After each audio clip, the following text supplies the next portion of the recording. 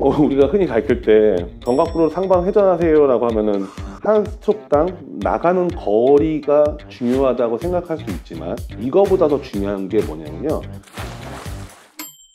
코치님 안녕하세요. 네, 안녕하세요. 네, 오랜만에 뵙습니다. 네, 오랜만에 촬영하네요. 지난번에 제가 스케줄 짜준 거 네. 운동 잘 하셨어요? 아, 그때 실질적으로 운동한 날짜가 거의 네. 6일, 7일 정도밖에 안 됐잖아요. 1초 줄었습니다, 1초. 1초 줄었어요? 네, 1초 줄어서 네, 잘했습니다. 네. 코치님은 요즘에는 어떻게 지내세요? 저는 요즘에 화목은 생활체육 장거리 수영을 수업하고 있고 네. 그 다음에 월수금은 오후에는 항상 또 선수들을 가르치다 보니까는 네. 생각보다 많이 피곤해요. 그리고 중간중간에 또 이렇게 대본도 쓰고 네. 나름대로 또 공부하고 있고 알차게 보내고 있습니다. 8월달, 9월달부터 예. 또 뭐 준비하는 게 있으시다고. 예, 지금 한국체대에서 빠르면 8월 늦으면 9월 달부터 생활체육인들 혹은 지도자를 하고 싶은 분들이 와서 훈련할 수 있는 프로그램을 만들고 있어요. 주 1회 수업이고요. 네네. 스프린트 연습, 지구력 연습 이 두 가지를 오픈할 것 같습니다. 수업할 때는 스피드를 향상시키기 위해서 다양하게 훈련도 시키지만은 훈련만 하고 가는 게 아니라 훈련하는 방법도 이론적인 수업도 같이 하면서 하기 때문에 생활체육인들도 그 다음에 훈련하는 방법을 배우고 싶은 분들도 참여할 수 있게 수업이 진행되고요.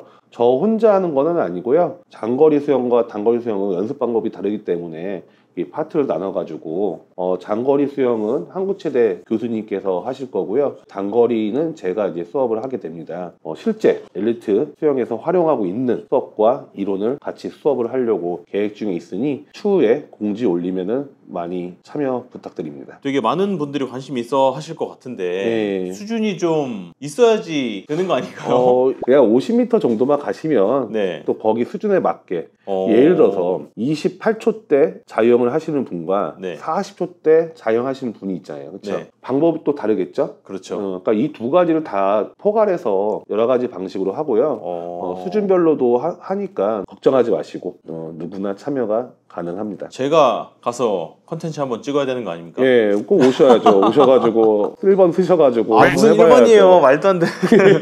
자, 그러면은 질문 읽어드리겠습니다. 지난번 자유형에서 I자랑 S자 스트로크 설명 정말 잘 들었어요. 듣고 나서 훈련할 때도 더 의식하게 되더라고요. 그런데 배영에서도 그런 식으로 두 가지 스타일이 있는 것 같던데 혹시 배영에서는 어떤 차이점이 있는지 여쭤봐도 될까요? 예, 지난 시간에 자유형에서 I자, S자 뭐 역사도 얘기했고 그 다음에 이제 요즘에는 이제 I자로 많이 하고 있다. 근데 배영도 그래요. 과거에는 물을 눌렀다가 다시 퍼 올렸다가 다시 눌러주는 이런 형태가 배영이었지만은 현대에 와서는 아주 간결하게 캐치 동작 후 바로 허벅지까지 일자로 미는 방식이 많이 활용하고 있습니다. 예, 근데 어디서 이 이론이 발달이 되기 시작했냐면은 물 깊이에 따라서 물의 압력차가 있다. 그래서 깊은 물을 캐치해야지만 추진력을 얻을 수 있다. 이런 과학적인 결과를 통해서 S자로 많이 했어요. 그러니까 깊은 물을 잡으려면 어떻게 하죠? 옆에서 보게 되면 깊게 넣고 여기서 다시 캐치 동작이 들어가고 그런 다음에 그대로 밀면서 다시 깊게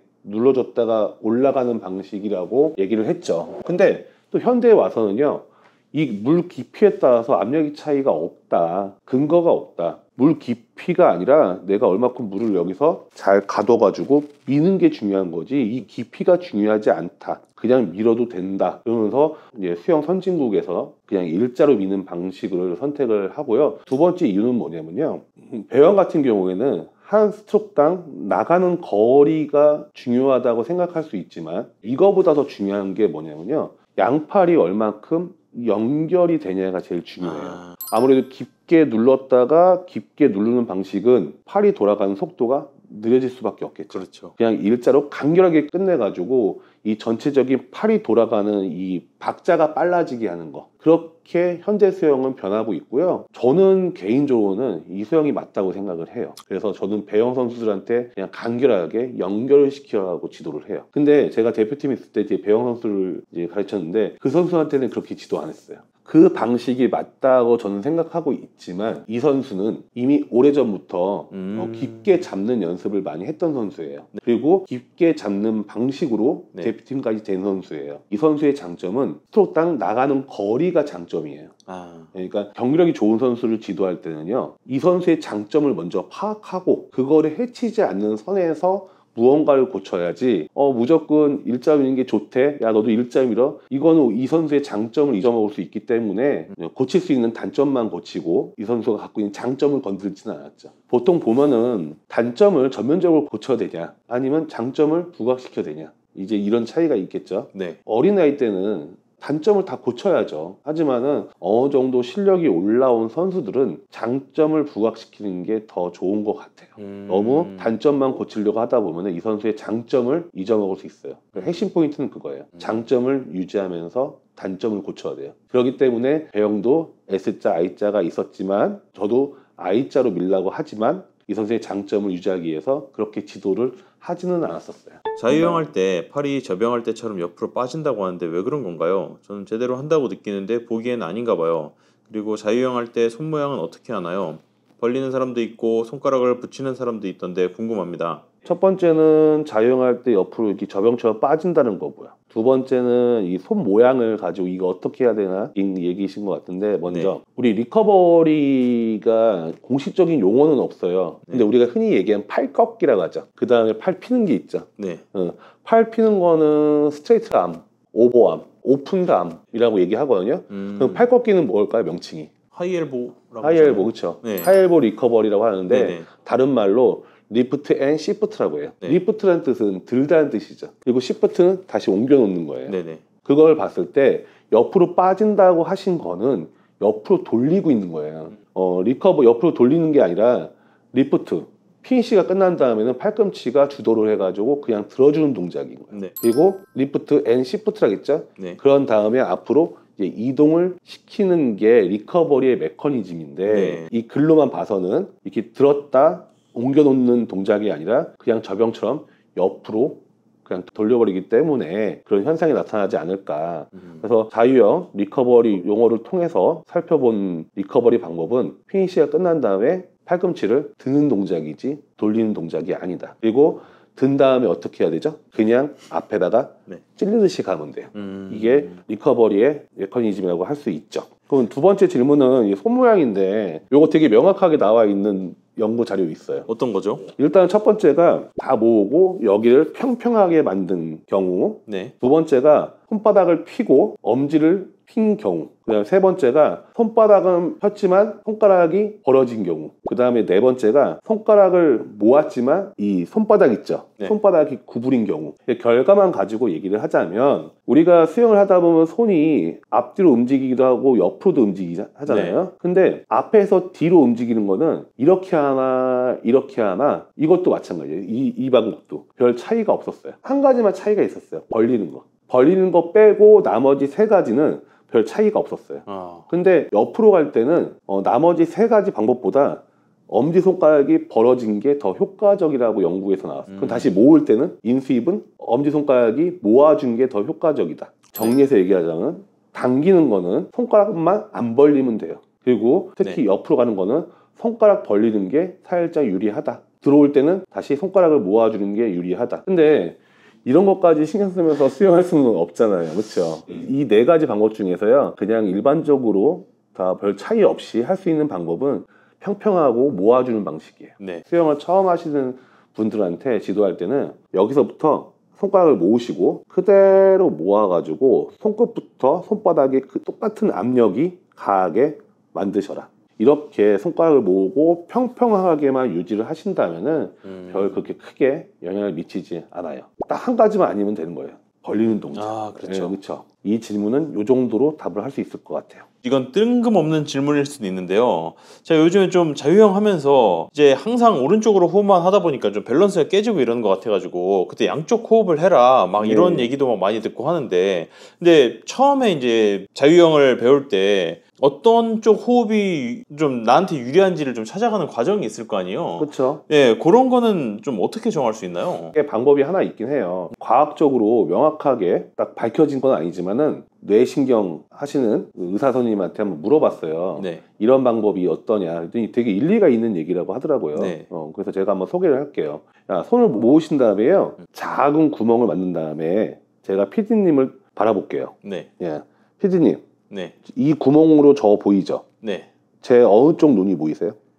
오른쪽 눈요. 그렇죠. 네. 그러면 제가 이 구멍을 오른쪽 눈을 통해서 PD님을 보고 있다는 뜻이잖아요. 네. 그럼 저는 오른쪽 호흡이 편한 거예요. 손을 이렇게 한 다음에 한 명을 바라보고 그 사람이 어느 쪽 눈이 보이는가를 평가해 주면은 그런 방식도 하나의 방법이 될 수가 있어요. 그럼 또 여기서 한 가지 더. 돌피킥 할 때 손 모으죠. 그러면 오른손이 위에 올라가 될까요? 왼손이 위에 올라가 될까요? 거기까지 고민해 본 적은 없는데요. 그렇죠. 네. 근데 거의 대부분이 자기도 모르게 편한 쪽으로 올려요. 그렇죠? 손을 모으시면은 네. 엄지손가락이 어디로 올라가 있죠? 왼손이 올라가 그렇죠. 올라가 있죠. 네네. 그러면은 이게 그대로 포개지는 게 효과적인 거예요. 아까 이렇게 눈을 보는 거 포개는 거 있죠. 네. 이런 방식으로 좀 이용하기는 하는데 이 어깨 근육에 따라서 다를 수도 있어요. 결국에는 하다 보면은 편한 쪽이 있어요. 그쪽이 맞는 거고 특히 호흡은 편한 쪽만 하다 보면 근육의 밸런스가 깨질 수 있어요. 네. 그래서 처음 배울 때는 본인이 편한 쪽으로 배우시고 양쪽으로 해주는 게 그 다음에 손 모으는 것도 해보시면서 본인이 타이트하게 잘 잡히는 방법이 있어요. 네. 이런 방법들이 몇 가지가 있습니다. 알겠습니다.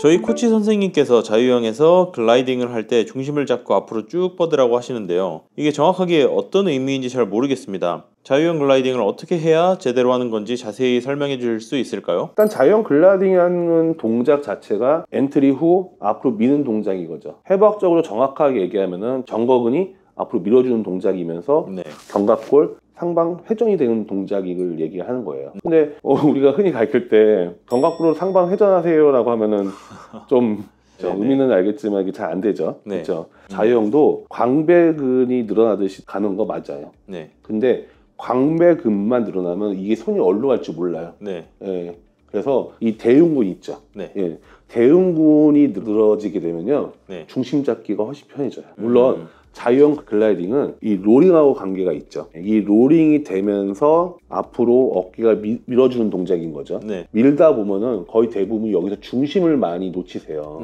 근데 여기서 대흉근을 잡아주면요. 중심 잡기가 훨씬 편해져요. 네. 물론 대흉근만 늘어나면 안 되죠. 배영은 광배근이 늘어나듯이 하지 말고 대흉근이 늘어나듯이 해야 된다지만 네. 자유형은 광배근도 늘어나야 되고 대흉근도 늘어나야 되고 정거근도 같이 잡아줘야 되겠죠. 다 같이 늘어나야 좀 더 긴 글라이딩이 가능을 합니다. 근데 글라이딩 할 때 거의 대부분이 실수하시는 게 내가 그냥 어깨 앞으로 일자로 밀어야 되는데 거의 대부분이 여기서 이제 다른 데로 가죠. 네. 이런 게 뭐냐면 결국에는 내가 추진력을 발생시키면 얘가 네. 정확하게 앞을 봐야 내 추진력이 100% 앞으로만 갈 거 아니에요. 네. 근데 일로 되면 일로 빠질 거 아니에요. 그렇죠. 그러니까 미는 게 상당히 중요해요. 네. 근데 그때 이 대흉근을 좀 늘어나듯이 신경을 쓰면요. 좀 더 안정적으로 밀 수는 있어요. 그러니까 참고하셔가지고 한번 해보시면 좋을 것 같습니다. 네, 좋습니다.